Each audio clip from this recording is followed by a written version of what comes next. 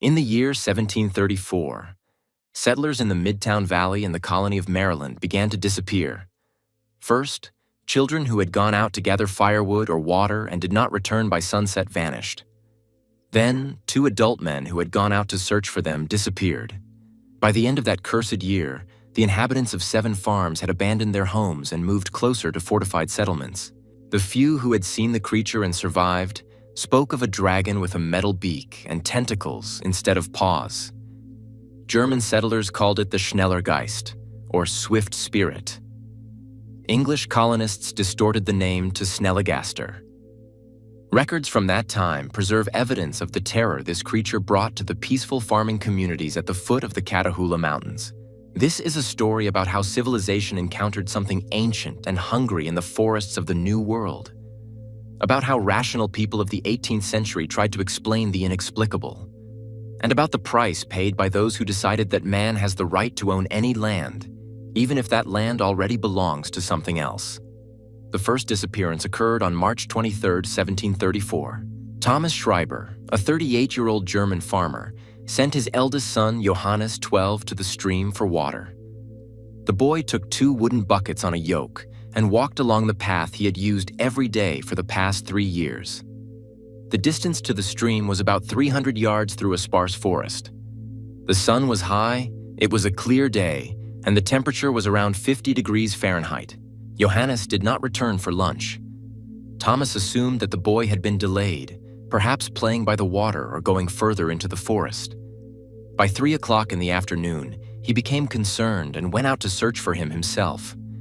He found both buckets by the stream, one lying on its side, the other standing half filled with water. The yoke lay 3 feet away, broken in half. Schreiber began to look for tracks. The soil near the stream was soft, and the tracks were clearly visible.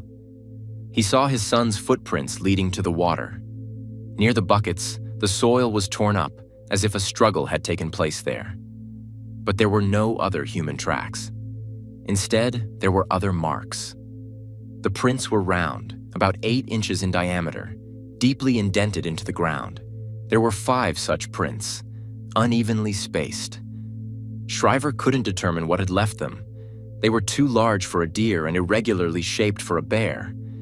And the depth of the prints suggested enormous weight. A wide furrow stretched from the scene of the struggle, as if something heavy had been dragged across the ground. The furrow led into the forest, up the hillside. Schreiber followed it. 50 yards along, he found his son's shirt, torn with dark stains on the fabric. Another 20 yards along, a single shoe. The furrow continued, but Schreiber stopped. The smell.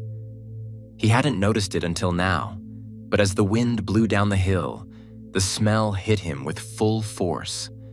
Sweetish, putrid, like the smell of decaying flesh, but with a metallic tinge, and something else that Schreiber couldn't quite identify. Something that made the hair on the back of his neck stand on end. Something primal that told every instinct in his body to turn and run. He didn't run. He kept going, clutching the axe he had taken from the house. The furrow led higher and higher up the slope. The trees here were denser, oaks and hickories, their branches closing overhead, turning day into twilight. Schreiber moved slowly, examining every tree, every bush. On one of the oaks, he saw scratches, deep gashes in the bark, 4 parallel lines, each about an inch wide.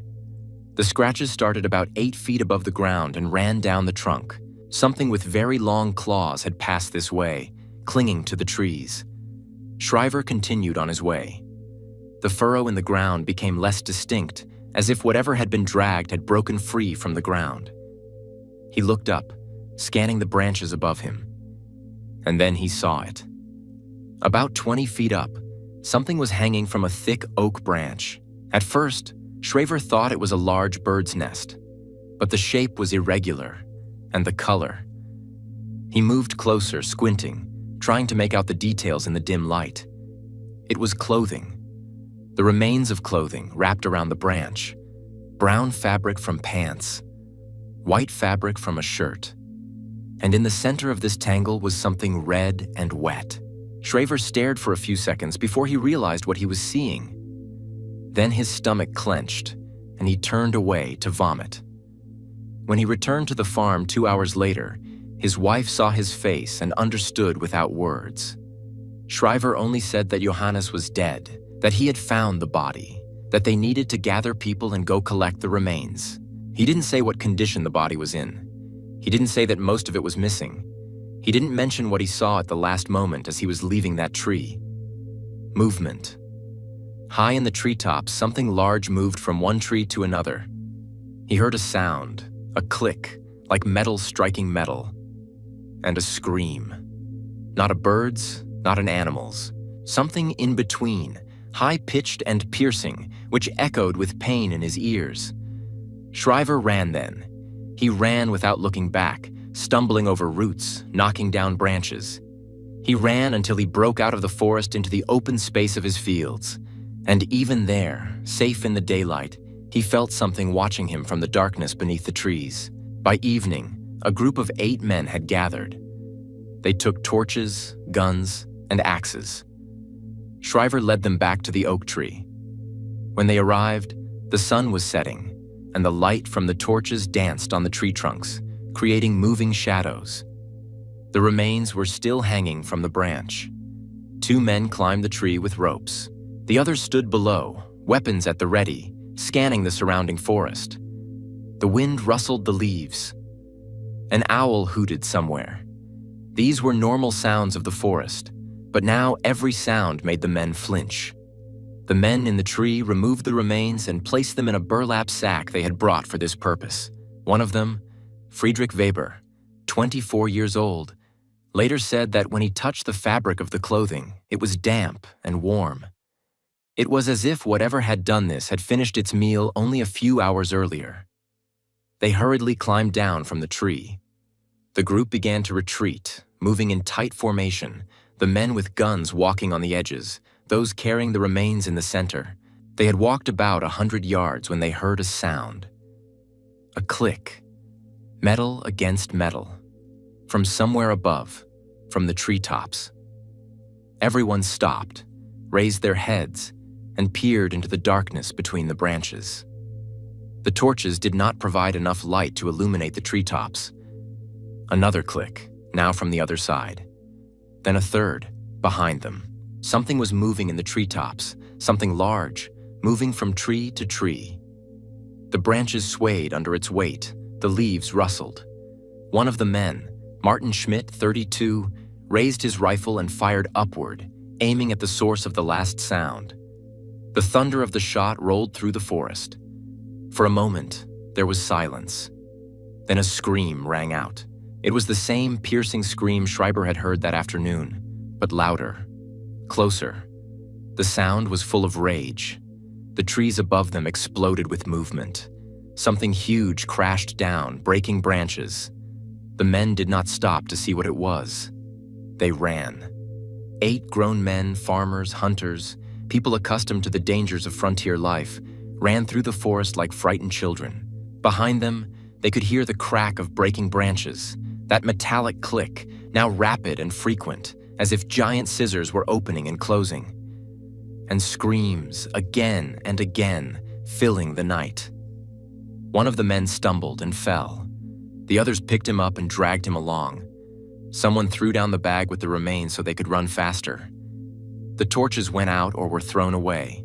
They ran in the dark, guided only by the open space ahead, where the forest ended. All 8 men made it out of the forest alive. But when they stopped in Schreiber's field, trembling and gasping for breath, and looked back, they saw something at the edge of the forest. A silhouette against the starry sky. Large, larger than a horse, with a long, curved neck. The shape was irregular. The limbs were not arranged like those of any known animal. And as they watched, the silhouette rose higher, lifting off the ground. Wings unfolded, huge, membranous, with a wingspan of at least 20 feet. The creature took flight. It flapped its wings once, twice, gaining altitude. It flew over the field, low, low enough for the men to feel the wind from its wings. They could see details in the starlight. a long body covered in something shiny, metallic green. Long appendages hung from the lower part of its body, like octopus tentacles, but with claws at the ends. And a head, small in relation to its body, with a long, sharp protrusion in front, like a bird's beak, but metallic, shiny. The creature flew over them and disappeared into the night sky. But before it vanished, it let out another cry. This time the sound was different, not a furious scream, but something like a call, a long, modulating sound that carried for miles around. 8 men stood silently, staring at the sky. Then Friedrich Weber quietly uttered a word. Schneller Geist, fast spirit. A name given by German settlers to the evil spirits that inhabited the forests of the Old World. But this was no spirit. It was something tangible, flesh and blood, something that could kill. News of what had happened spread throughout the valley in 2 days. Other farmers told stories they had kept to themselves until then. Missing livestock, strange tracks at the edge of the forest, noises at night, screeches and clicks, which they had attributed to unknown birds or their imagination.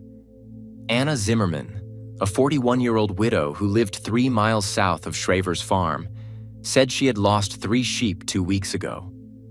She found them the next morning at the edge of her pasture, dead but not torn apart as they would have been if attacked by a wolf. The bodies had been pierced as if by a giant needle, most of the blood sucked out. She thought at the time of disease or a poisonous snake, although that did not explain the extent of the damage. Joseph Miller, a young farmer of 26, told of a night a week ago when he heard a noise on the roof of his house. It was heavy, scratching, as if something large was walking on the wooden roof. He took his rifle and went outside. When he appeared at the door, something flew off the roof. He could only see a shadow against the moon, but it was enormous. Traces remained on the roof. Deep scratches in the wooden boards, 4 parallel lines, the same ones Schreiber had seen on the tree. By April 1st, 1734, there was no doubt left.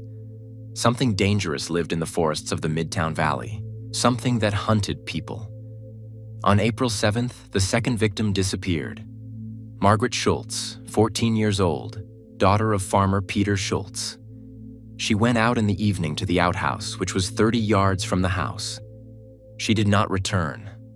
Her father searched for her with a lantern. He found the outhouse door open and the ground dug up. Footprints led toward the forest. The same round prints, 8 inches in diameter, deeply indented. Peter did not go into the forest. He returned to the house, locked all the doors and windows, and loaded all the guns in the house. He sat by the window all night, peering into the darkness. Several times he heard screams in the distance, the same piercing sounds that others had described. In the morning, he raised the alarm. A group of 15 men armed with guns, axes, and pitchforks gathered. They entered the forest, following the trail. The trail led up the slope of Mount Katahdin, through dense forest, over rocky terrain. The search continued throughout the day. They did not find a body. They only found clothing scattered over hundreds of yards, torn and stained with dark spots. And they found the place.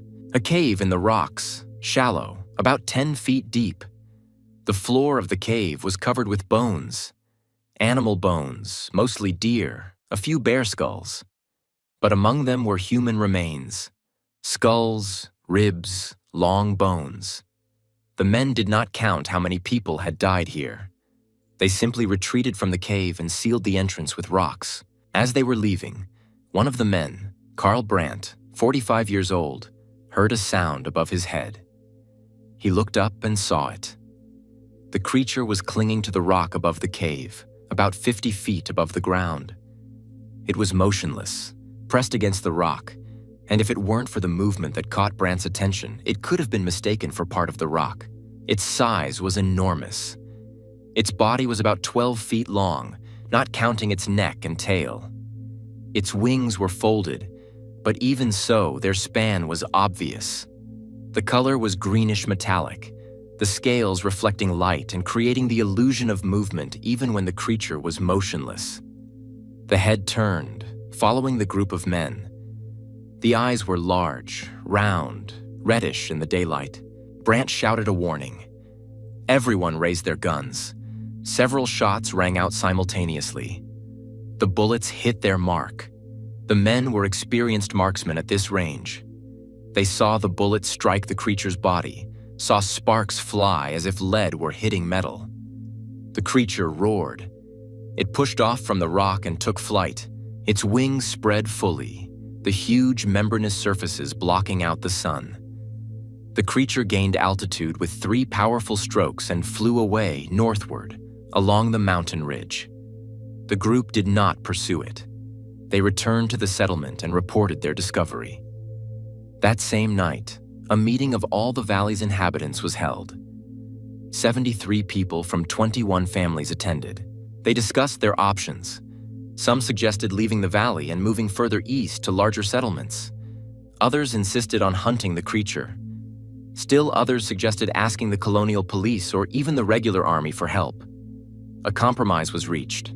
The locals would organize the hunt, but if the creature was not killed within a week, messengers would be sent to the colonial authorities to request assistance. At the same time, farm defenses would be strengthened. Strong fences would be built. Livestock would be kept in closed pens at night, and no one would go alone into the forest or even into the fields after dusk. The hunt began on April 10th. 32 men, divided into 4 groups, combed the forest and mountain slopes. They were looking for traces of the creature's nest or lair. The cave where the bones were found was too open and shallow to serve as a permanent dwelling. There had to be another place where the creature hid during the day. The search continued for 5 days without result. The forest was vast. The mountains were cut by ravines and gorges, and there were many caves and rock shelters. During those 5 days, the creature did not appear. There were no new disappearances, no screams heard at night. Some began to hope that it had flown away, perhaps frightened by the gunshots and the large number of people in the forest. On April 15th, a group of 8 people led by Jacob Weiss, a 53-year-old experienced hunter, explored the northern part of Mount Katahdin. They climbed up a narrow gorge with a stream running at the bottom. The ravine narrowed as they climbed, the walls becoming higher and steeper. About a mile from the start of the climb, they discovered that the ravine ended in a dead end, an almost vertical rock wall about 100 feet high. At the base of the wall was a crevice, a narrow opening about 4 feet wide and 8 feet high. Cold air blew from the crevice, carrying the same smell that Shraver had smelled in the forest. Sweet, rotten, with a metallic tinge. Weiss held the torch up to the entrance, peering inside. The crevice led deep into the mountain, widening after a few feet into a more spacious area. He saw tracks on the ground at the entrance, the same round prints, many of them overlapping each other. This place had been used often. Weiss did not enter immediately. He sent 2 men back for reinforcements. The remaining 6 positioned themselves at the entrance, guns at the ready. They waited for 2 hours. Reinforcements arrived, 15 more men with weapons, ropes, and additional torches. They entered the cave in a group of 10, the rest remaining outside in case help was needed or the creature tried to escape. The crevice led to a large chamber about 30 feet wide and 50 feet long. The ceiling disappeared into the darkness above their heads. The light from the torches reflected off the damp walls, creating dancing shadows. The floor of the chamber was covered with remains. Bones lay everywhere, mixed with pieces of skin, horns, and skulls. The men moved cautiously, trying not to step on the bones, which crunched underfoot despite their precautions. At the far wall of the chamber was something resembling a nest, a pile of branches, skins, and something shiny and metallic. Weiss moved closer, directing the torch. The metal objects turned out to be parts of human-made items. Iron door hinges, pieces of wrought iron fencing, metal buckles, arrowheads, fragments of gun barrels. Everything was piled in the center of the nest, as if it were precious jewels. There were also more recent remains in the nest. Weiss recognized the remnants of clothing. It was the shirt Johannes Schreiber had worn, and a child's dress that had belonged to Margaret Schultz. Bones were visible among the fabrics, still covered with traces of flesh. Weiss stepped back from the nest, feeling his stomach churn. He signaled to the others to leave the cave. The plan was simple. Seal the entrance, block it with rocks and logs, possibly set it on fire if they could get a fire going inside. Lure the creature into a trap in its own lair. But as the group began to retreat toward the exit, they heard a noise outside. Screams, gunshots, then that familiar piercing cry that made the blood run cold. The men ran out of the cave. Outside, it was chaos. The creature had attacked the group left to guard the entrance. It had descended from above, probably hearing the noise and following it to its lair. Now it stood on the ground by the crevice, its wings half open, its head on its long neck turning, its beak clicking with a metallic sound. 3 men lay motionless on the ground. The others were retreating, holding their guns, but clearly too frightened to shoot accurately. The creature moved with incredible speed despite its size. The tentacles that hung below its body were not just appendages, but fully functional limbs. They could grab, squeeze, lift a grown man, and throw him like a rag doll. Weiss and his group opened fire. The distance was about 30 yards, a good range for experienced shooters. Several bullets hit their mark. The creature roared and turned toward the new threat. Blood flowed from several wounds on its body, but the creature did not appear to be seriously injured. The scales covering its body were thick, deflecting many bullets or preventing deep penetration. The creature lunged at Weiss's group. It did not run, but moved in a series of leaps, pushing off with its hind limbs and using its tentacles for additional momentum. It covered the distance at a terrifying speed. The men fired, reloaded, and fired again. Some dropped their guns and grabbed axes or spears. One of the men, Dietrich Lang, 31 years old, met the creature with an axe. He struck at its neck, aiming between the scales. The axe went in deep. The creature roared, jerked, and a tentacle wrapped around Lang, lifted him up, and threw him against a rock. The man fell and did not get up again. But the axe remained in the creature's neck, sticking out of the wound, from which dark, almost black blood flowed. The creature shook its head, trying to shake out the axe, but only drove the blade deeper. It retreated, its wings flapping, raising clouds of dust. The men seized the moment. Those with guns fired at the wings, aiming for the thin membranes between the bone structures. Several bullets passed through, leaving jagged holes. The creature tried to fly, flapping its wings, but the damaged membranes did not provide enough lift. It rose a few feet off the ground and fell back down. Weiss saw its weakness. He shouted the order to focus on the wings. A dozen guns fired almost simultaneously. More holes appeared in the membranes. The right wing was more severely damaged and now hung at an awkward angle, probably with a broken bone. The creature realized it couldn't fly away. It turned and rushed back to the cave, to its lair. It moved quickly, but was clearly wounded, its movements becoming less coordinated. Blood flowed from multiple wounds, leaving a dark trail on the ground. The men pursued, but cautiously, keeping their distance. The creature reached the entrance to the crevice and squeezed inside. They heard it moving deeper into the cave. The sounds of claws on stone, heavy breathing, more like a wheeze. Weiss did not allow the group to enter the cave. Instead, he ordered them to begin blocking the entrance. The men began hauling rocks, stacking them in front of the crevice. The work was hard, some rocks weighing over 100 pounds, requiring the efforts of several men. As they worked, sounds came from the cave. Scratching, banging, as if the creature was thrashing around the chamber, hitting the walls. And screams, long, full of rage and pain. The sounds grew fainter as the entrance filled with stones. By evening, the entrance was completely sealed. A wall of stones, 6 feet thick, blocked the crevice. No more sounds came from inside. Either the creature had died from its wounds, or it had fallen silent, conserving its strength. The group did not wait to check. They retreated from the gorge, carrying away the wounded and the bodies of the dead.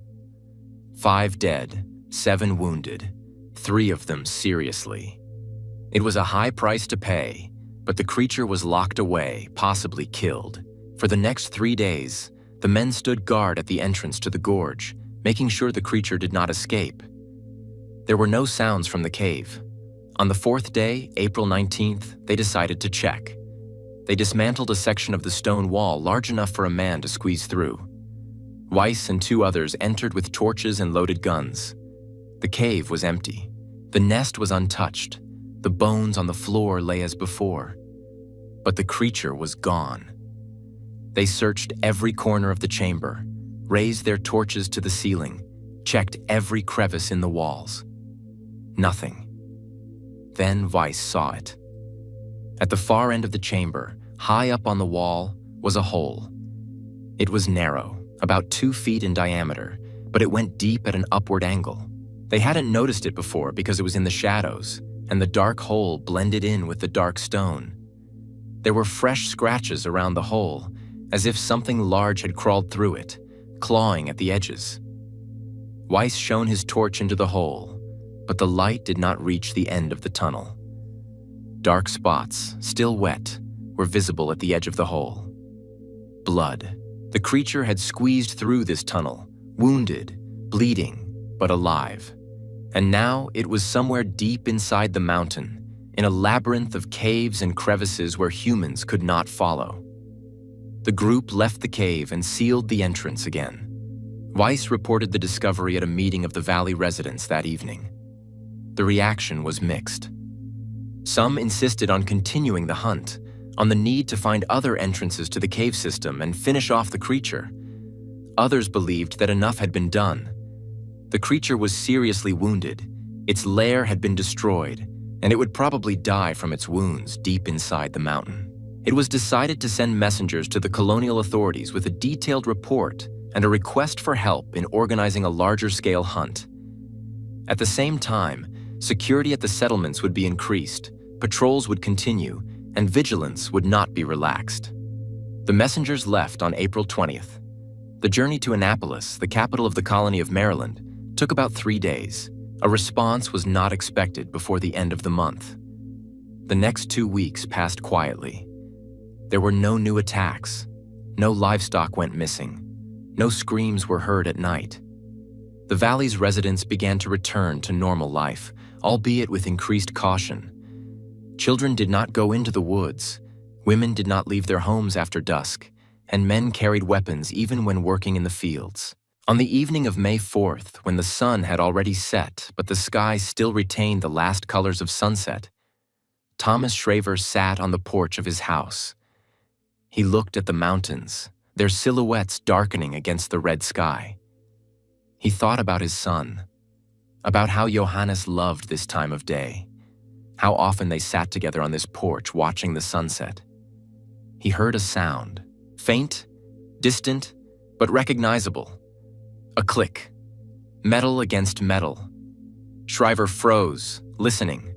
The sound repeated, now closer. Then again, definitely getting closer. Shriver stood up slowly, trying not to make a sound. He grabbed the rifle he always kept by the door. He went inside the house, quietly closed the door, and slid the bolt. He blew out all the candles.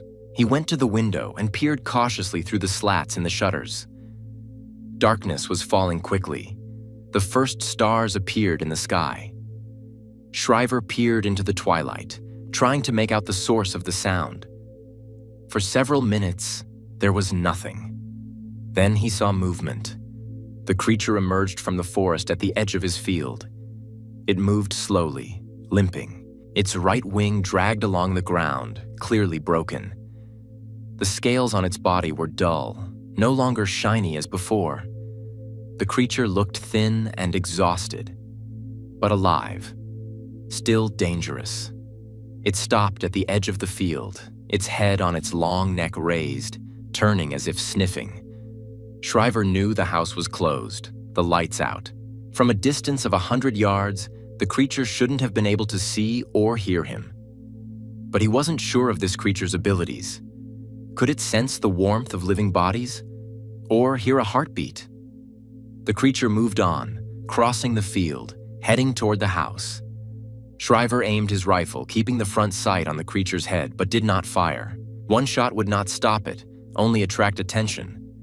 He was alone. His wife and younger children were asleep in the back room. He needed to warn the others, raise the alarm. But if he fired and missed, or even if he hit it but didn't kill it immediately, it would attack the house. Wooden walls and doors wouldn't stop it. Schreiber had seen what those claws did to wood. The creature came closer, now 50 yards from the house. Schreiber could see the details. Blood caked on its scales, torn wounds on its wings, places where bullets had pierced its skin. The creature had survived injuries that would have killed any ordinary animal. But it was not ordinary. It was something ancient, something built for survival. The creature stopped, its head tilted as if it were listening. Then it turned, seeming to head for the window where Schreiber stood. Its eyes, large and reddish, stared directly at him. The distance, the darkness, the closed shutters. None of it mattered. It knew he was there. It saw him or sensed him in some other way.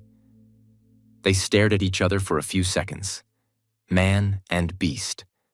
Then the creature made a sound. Not a cry, not a scream. Something else, quieter. A hiss, long and vicious. And it turned. It began to retreat, slowly, moving backwards, its eyes fixed on the house. It reached the edge of the field and stopped one last time. It made another sound, which Schreiber later described as something between the rattle of a dying man and the screech of metal. Then it disappeared into the forest. Schreiber did not sleep all night. He sat by the window with his rifle, peering into the darkness. Several times he heard sounds in the distance, clicks, scratches, something moving in the night. But the creature did not return. At dawn, he raised the alarm. By noon, a group of 20 men had gathered. They followed the trail the creature had left as it crossed the field. The trail was clear. One side deeper where the creature dragged its wounded wing, claw marks, drops of dark blood. The trail led into the forest, up the slope, toward the mountains. They followed it for 3 miles until it disappeared on rocky terrain. There they lost it. They searched for several more hours, but the creature seemed to have vanished, or learned to hide its tracks. They returned to the settlement in the evening. That night, they increased security, with men on duty around the perimeter of the settlement and fires burning until dawn. There were no attacks, no sounds. On May 8th, representatives of the colonial authorities arrived. Captain James Whitmore, a police officer, with a detachment of 25 soldiers. They also brought 2 naturalists from Annapolis, Theodore Marshall and Samuel Crawford, who were interested in reports of an unusual creature. Marshall and Crawford interviewed witnesses, collected descriptions, and examined the site of the attacks. Marshall, an educated man familiar with the natural philosophy of the time, put forward a theory. He suggested that the creature might be a surviving member of a species that most people considered extinct or mythical. He mentioned dragons from European legends, wyverns, and stories of winged snakes from ancient chronicles. Crawford was more skeptical. He suggested that the witnesses might have seen a large eagle or condor, and that panic and fear had exaggerated its size and added details to their memories. But when he was shown the tracks, the scratches on the trees, and the remains in the cave, he fell silent and admitted that he could not explain what he had seen with the animals he knew. Captain Whitmore organized a large-scale search. 50 people, including his soldiers and local volunteers, divided into groups and combed the mountains. The search lasted a week. They explored dozens of caves, gorges, and rock shelters. They found traces, old bones, scratches on rocks, places where something large had rested. But the creature itself was not found. On May 15th, as the search continued, another attack occurred. A group of 5 soldiers was patrolling the northern slope of Mount Catoctin. They were moving along a narrow path along the cliff. The creature attacked from above, descending from the cliff, apparently lying in wait there. 2 soldiers were killed instantly, grabbed by tentacles and thrown off the cliff. The other 3 opened fire. At close range, just a few yards away, the bullets were more effective. One hit the eye, another the neck, near where the old axe still stuck, driven deeper by the new blow. The creature roared and retreated. It made no attempt to continue the attack. It turned and climbed up the cliff, using its tentacles and claws. It moved quickly despite its wounds. It reached the top of the cliff and disappeared. The 3 surviving soldiers returned to camp, pale and shaken. Their story confirmed that the creature was still alive, still dangerous, still hunting. Captain Whitmore doubled the patrols and tightened security measures. But the next few days passed without incident.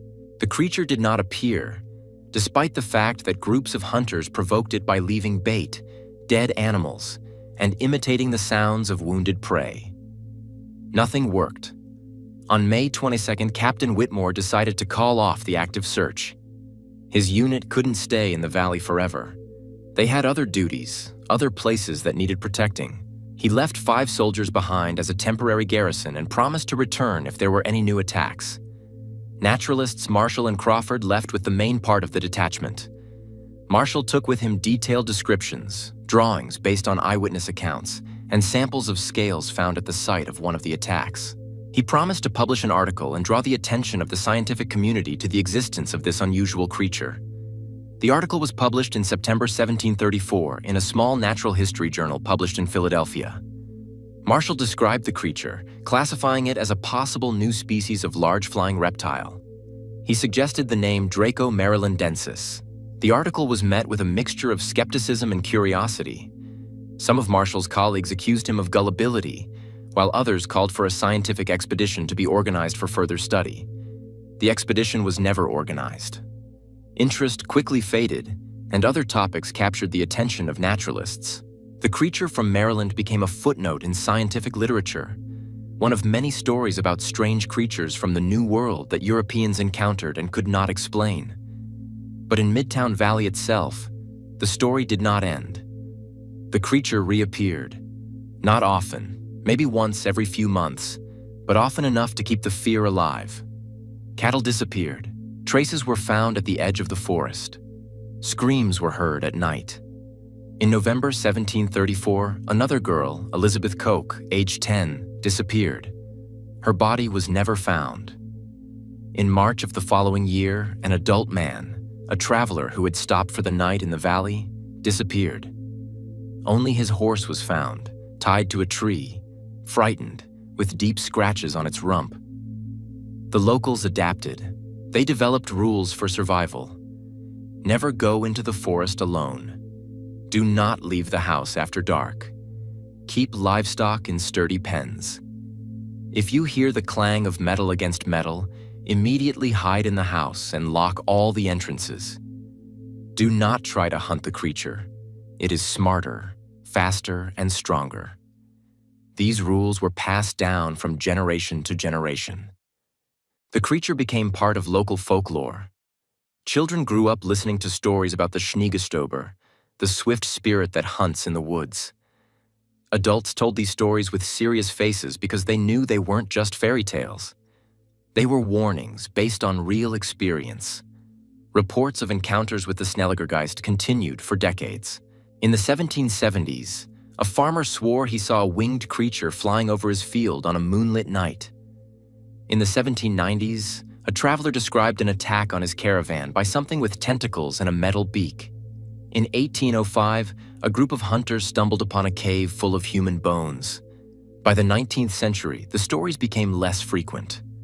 Was the creature aging, or had it simply learned to avoid humans better as settlements expanded and forests dwindled?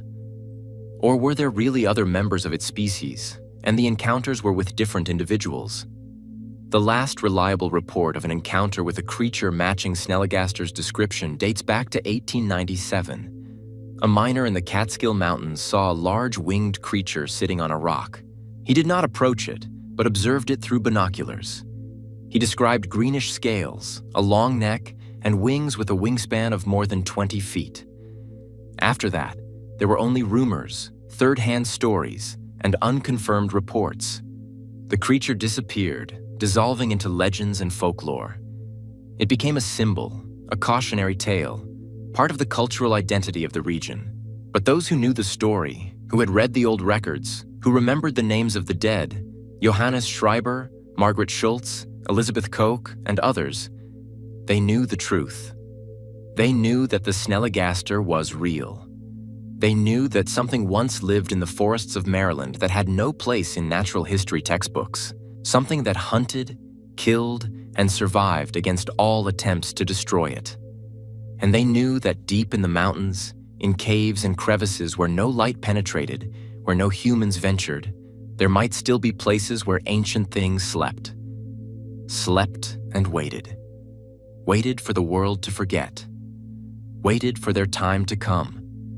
Thomas Shraver lived to be 72. He died in 1768 at his home, surrounded by his remaining family.